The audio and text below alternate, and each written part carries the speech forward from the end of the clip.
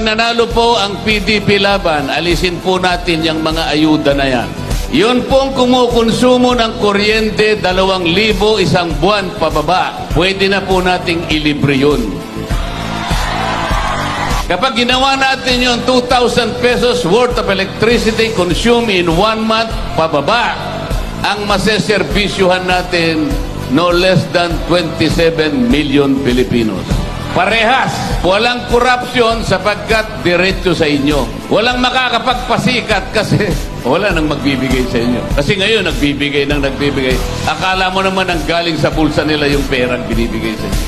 Tandaan po ninyo, isasabihin namin sa gabing ito, talagang tatanggalin nila ang Vice President. Isa lang paraan para mapigilan natin ang kanilang binabalak. Yung team na yun, ayaw na nilang makauwi si Tatay Digong dito sa ating bansa. Pero merong isang team pipigilan yung kanilang kagustuhan, PDP Laban.